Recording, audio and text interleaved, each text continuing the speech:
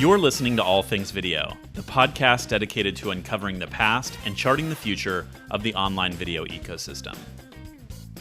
You're listening to All Things Video. I'm your host, James Creech, and today's guest is Jill Bourque, founder and CEO of RushTix.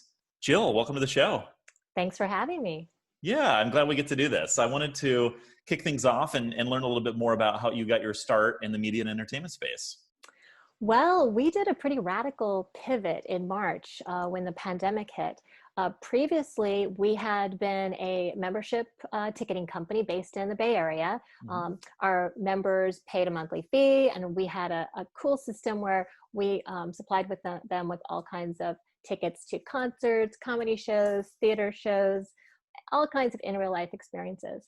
So obviously in March, all that drastically changed. And so we had been playing around with live stream, a little bit of Twitch. We did some Facebook Live and also some Instagram and a little bit of Periscope.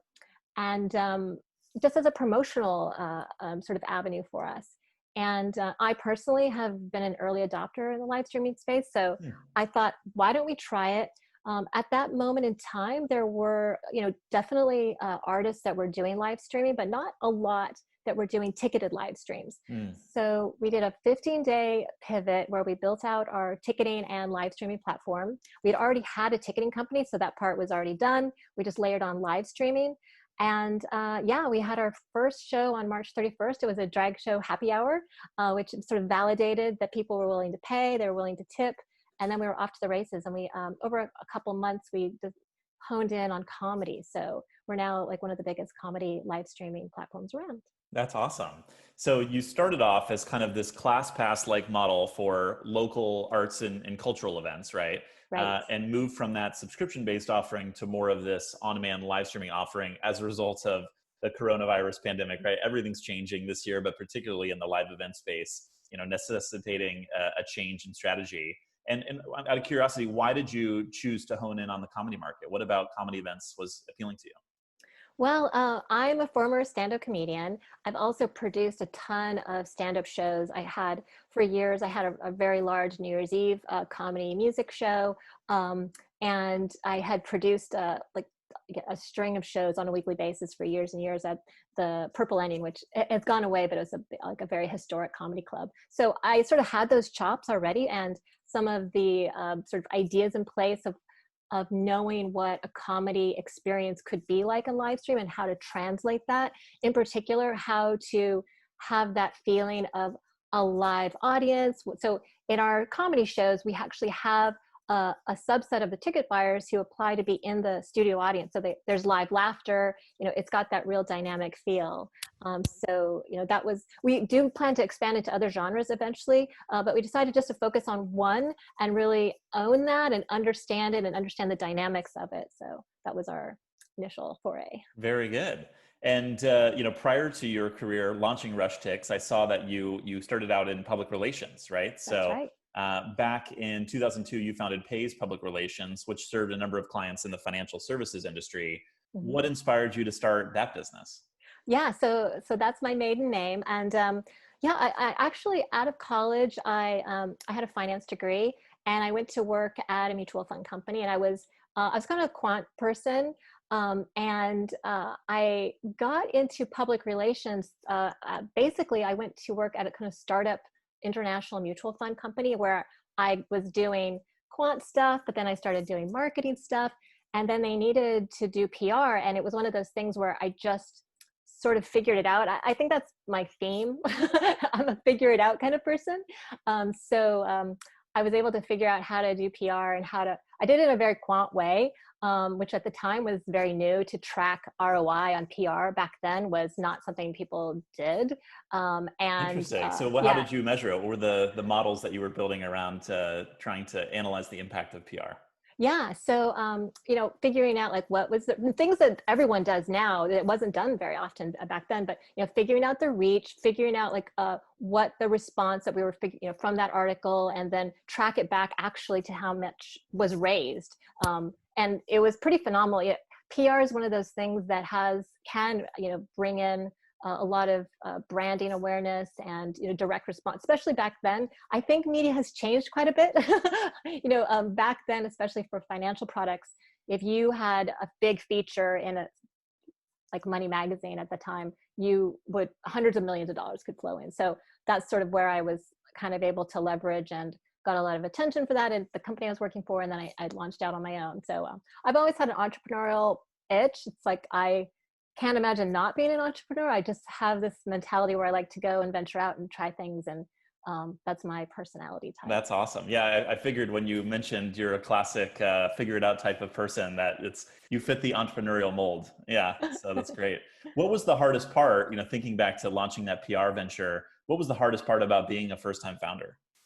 Yeah, so really for me, it was getting over the fear of rejection. When you're a first-time founder, you're gonna get rejected, and it's part of it. And I remember that specifically, I have a very like there was a time where I decided I was going to do it. I had gotten my first client sort of out the door.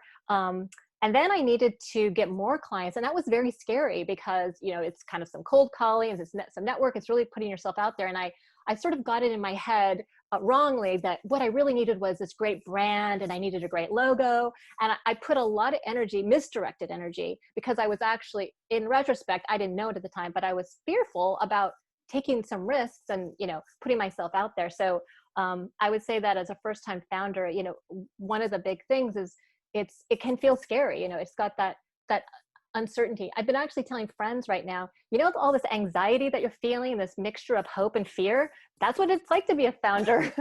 That's what we wrestle with on a daily basis. That's yeah, right. Exactly. And so, like, as you know, part of being a founder is the ability just to kind of calm yourself down, say, it's okay, this is a challenge. And the reward is that once you get past that barrier, whatever that thing that was sort of in your way, that psychologically, it's such an amazing feeling. It's sort of like that feeling of going up the roller coaster is like, oh, this is scary. But then you get to the other side and you're like, woohoo, I did it. So that's my perspective. Yeah, I agree with that, right? I can empathize with feeling the full range of emotions sometimes in a single week or a single day, even where, there's things that are going awesome in the business that you're excited about and things that are obviously more challenging that you have to work on. So yeah, totally relate to that. So when did you say, okay, I've done the PR thing, now I'm going to venture off, and your love affair with live events began?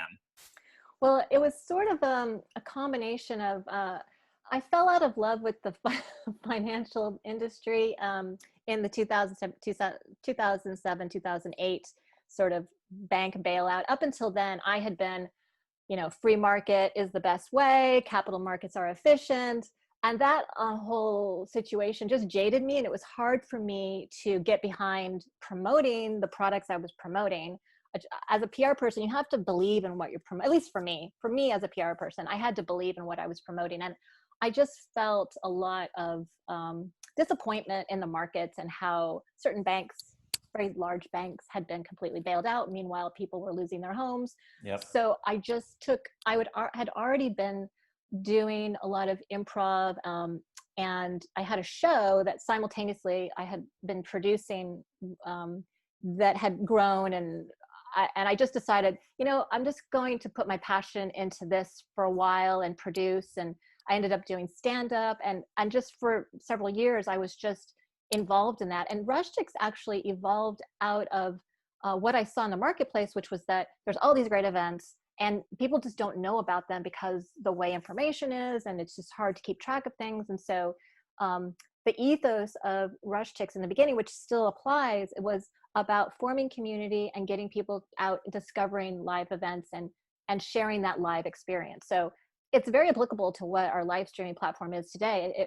And I think that's why we were able to pivot, because our whole team believes in that ethos, which is it's important to be together. It's important to be in the moment live with each other. And that's really what we're trying to accomplish with what we're doing with live streaming.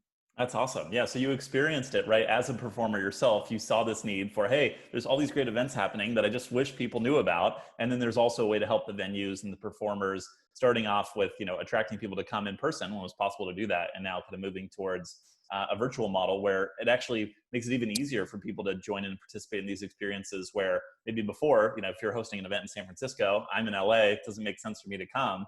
but now anyone all over the world can join these events. Yeah, exactly. And that's really exciting because especially now more than ever, I think we need to find ways to have commonality and to join together. We're so divided. There's just this situation going on where we need to find commonality. And comedy is one of those things that, people can have in common. There doesn't have to be an agenda behind it. We can just, laugh together and find, the funny parts of life. Yeah. So thinking about, the future of the media and entertainment space, what do you think the future holds? Do you have any predictions for what's coming next? Well, I think that this aspect of the lean forward media experience is really going to keep going. I think it was already there. It's not like live streaming got invented by any other players that are in our market right now. It was already there. It was already there with Twitch. It was already there with other players. But what is different now is that this sort of adoption of the Zoom and the adoption of so much of the people are very comfortable now with being online with each other and having these conversations like we're having, whereas I think most people before pandemic this would not be their ideal situation, but they've adapted to it. And not only adapted to it, I think they're finding that it's actually very convenient. It's actually can be a very engaging and lively experience, but it's different. It's like we're sort of attuning our little antenna, our communication and relationship channels to this new medium. And so where I see this going is that there'll be, for example, with what we're doing, more tools to engage as a group to make this a two-way experience. So, I mean, you can't, but Netflix experience is awesome. You can sit back, you can Netflix and chill. I think that the live streaming interactive situation is a lean forward. You're engaging. There's an adrenaline to knowing that there's thousands of other people watching at the same time, chatting. The artist is in real time answering questions. Even engaging with audience members. So there's a lot of creativity that I'm seeing the performers where they're evolving, for example, their comedy acts into more interactive forums, whether it's just Q&A, or we had one comedian do an advice show that was hilarious and warm and funny. And there's just the two-way, instead of one way, it's becoming a two-way conversation, which I think is really exciting. Yeah, that's awesome. It feels like when live streaming first came about, people thought about it through the same lens as we would think of live TV, right? Where it's a traditional broadcast medium. Yes, we're all kind of contemporaneously sharing this viewing experience, but what digital promises through these platforms like Twitch, YouTube Live, Instagram, et cetera, you can actually have that dialogue, right? It's not just a one-directional broadcast message. Now it can be a conversation. The comedy or whatever the entertainment experiences can be shaped by the audience, right? So that's really powerful. That's a fundamental shift in the content strategy itself, and then also through the delivery mechanism, it creates these whole new formats for storytelling and live experiences. Exactly. And in a lot of ways, that is what in real life experiences offer to us, because when you're in an audience, what's happening is you're watching what's on stage. Obviously that's part of it, but you're also on this level, you're engaging with the participants, whether you're laughing together, you're clapping, but there's a definite energy that's happening in the room. And I think that in our online worlds, that can happen as well. And I see it happen. So I think that's exactly right. There's, this has been the promise of ever since, there's, second screens or whatever you may want to call it. This has always been the promise, but it's never really been coalescing like it has now. Yeah. And it feels like the enthusiasm for live streaming waxes and wanes a bit, right? You think back to South by Southwest 4 years ago and all the wild enthusiasm around Meerkat, and that was that quickly faded out. And then you have Periscope, and then of course all the major platforms themselves rush into live streaming. Twitch, having started a long time ago with Justin TV, and then finding success in the gaming space, and now expanding beyond that after the Amazon acquisition. And then you've got Facebook and YouTube as other major players. So do you think that landscape continues to shift? And I imagine it's changed even more radically this year as people become more comfortable with video chats through, our Zoom communication, our Google Meet communication. Are people going to turn to live streaming now as a more premier format of entertainment because we're almost used to it from our daily lives? Yeah, I think that it's going to have its place in the sense of what you're in the mood for. Sometimes you're in the mood for just hanging back, putting Netflix on. It's a solitary or with your partner kind of experience with your family. But when you similar to a live experience. When you go to a live show, you're deciding to engage. It's hard to go to a live show and just be like completely chill and not interacting with anyone, although you can do that. So I definitely think that empowering the audience is really what this is about. Like live streaming, the more we think about live streaming as an audience, like feedback tool and a way to like increase your audience engagement, then I think that's the path that like at least we see, and we see where it's, you know, the folks who are buying the tickets and tipping in live in real time, they are wanting to engage. So they're looking for more out of that relationship that they already have with that artist. So I definitely think it has to do with empowering the audience, giving them tools more than just an emoji, you know, to be able to do more. And that's those are the types of things we're working on. There's so much like what's happening right now with WebRTC and low latency, you know, LLS, that is the future of where it's totally dynamic. You know, right now in our live streams, it's RTMP, it's like 20-second delay. The audience cannot in real time respond. But all that stuff is like literally around the corner. So that's the way we see it, where like I see in the chat all the time, the audience is like, I wish they could hear me. You know, they want to be heard. They want to be part of it. So, you know, I find that really exciting. Yeah, very cool. And I'm curious, you know, as you think about strategically for your business, obviously you're building technology around ticketing, around the live event format. Did you say, hey, we're going to invest and build this type of infrastructure ourselves? Or does it make more sense to work with existing players, right? To have the content on Facebook Live, on Twitch or these other platforms? Or do you say, hey, we're going to broadcast it in our player and then simulcast it in these other destinations? What does that business strategy look like in terms of distribution channels? Yeah, for us, with the ticketed live streams, we're keeping it in our content, the environment. And we experimented. And really what it came down to was the audience and artist experience with an open platform, whether it be Twitch or Facebook, Instagram, it's not that easy to do, or Periscope. You know, there's so many reasons to click away. And it's not a situation where all the participants are there for the same reason. Like you could just be, you know, you just happen to see it pop up on Facebook. Whereas when you plunk down $15 and you go into a space with other fans, it becomes like a very solidifying thing where we're all here for the same reason. So that's how we're approaching it versus like an open platform dynamic versus where they come to a page. That said, we are working on making sure that the live stream can easily be like watched on mobile or an iPad or a television. You know, I think that's where we're trying to expand our efforts. And we do some things on Facebook Live as more promo types of things, just to, you know, get the word out, which I think is super helpful. But that's how we see it, like open versus closed. Makes sense. And then does the content live on after the stream? Does it have life as a VOD? Or do you find that, you know, in order to preserve the purity of the true essence of the live experience, that this was it and you're there and you participated, or, you know, you missed it? That is a great question. So in our category, we're all doing different things. And, you know, there are some companies that will save the VOD and then you could buy that separately. Some will do the live stream and then have VOD available for 24, 48, 7 days. Depending on what the artists want, we're very much like aligned with what makes sense for them.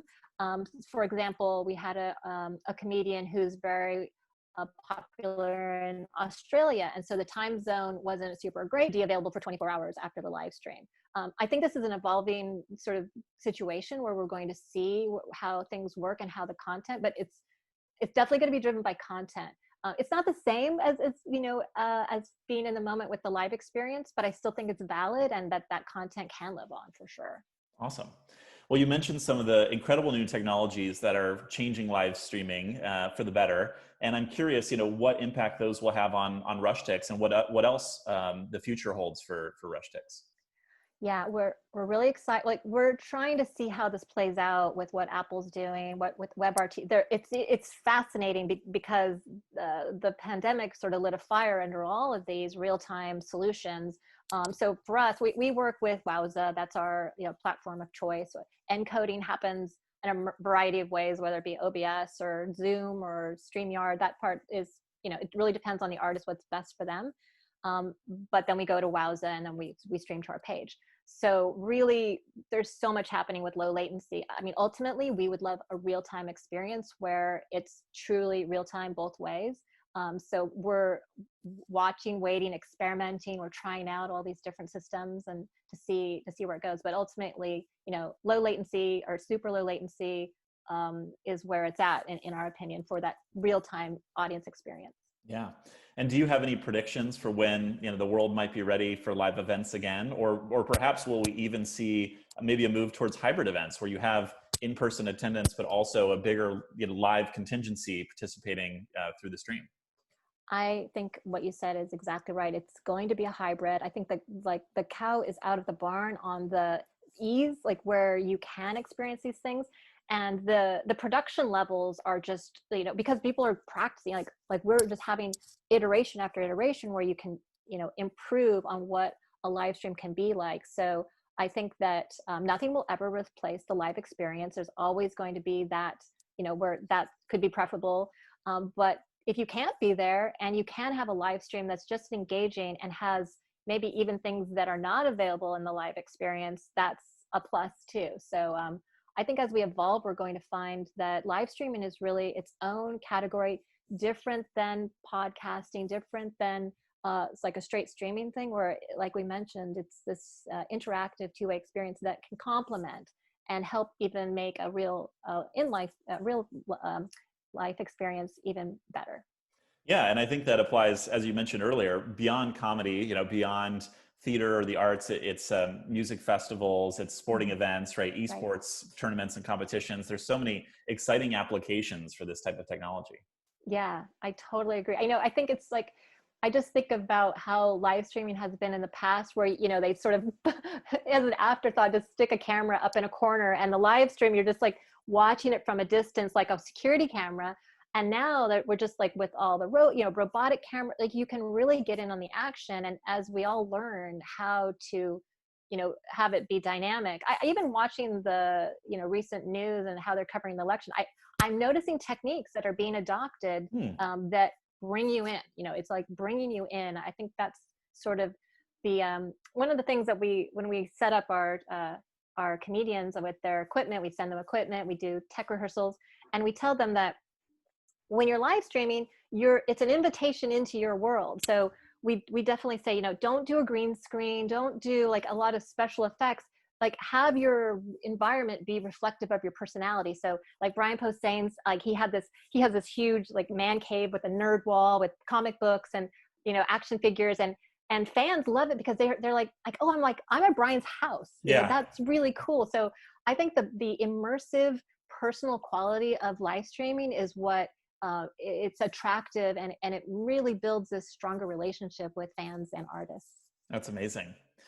Jill, one of the questions I love to ask everyone who comes on the show, given so many of our listeners are entrepreneurs and people who love to follow some of the emerging exciting trends in digital media.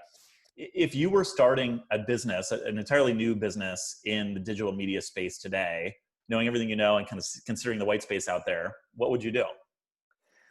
Gosh, I'd have to say live streaming is pretty cool. So I would say live streaming, things that have to do with real-time. One of the categories that I'm really fascinated with is real-time social. What happens in the moment and how exciting that is.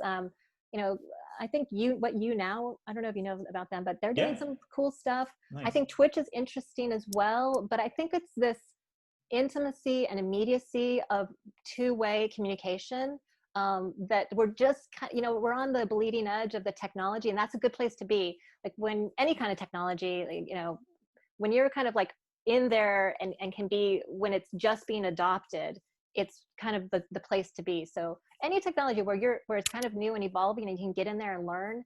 And what's cool about today is that everyone's willing to help each other. It doesn't feel like, whether you jump on Reddit or you just go to a blog or your show, like there's just so many resources where people are willing to share and learn together. So I don't know, that's how I see it.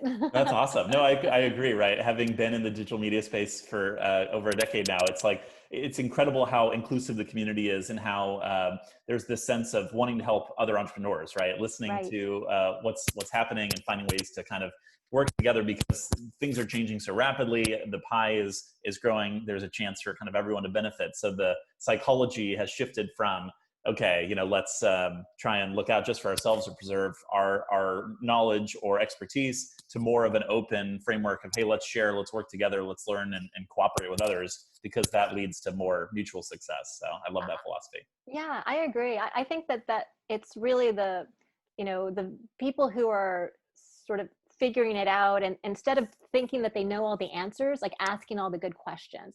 That's when I think about the Quibi situation, and how they sort of decided, oh, this is the way. And it actually is better to be a little scrappy and to not know, and to try to validate early. And with the tools we have, you can get set up with things fairly quickly and test and see what works, versus just spend $1 billion and kind of decide that that's the way. So I think it's actually an advantage to be like scrappy, and sort of that humble beginner's mindset is good in this space. Yeah, those constraints force you to be creative and figure it out from the onset. So that's great. Yes.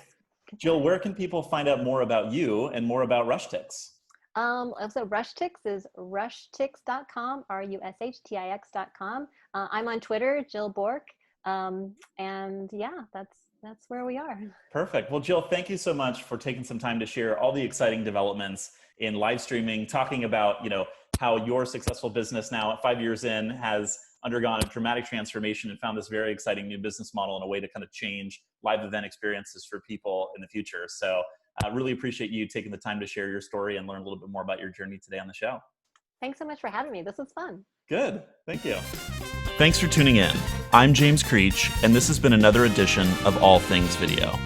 If you like what you hear, we hope you'll share and subscribe for new episodes. See you next time.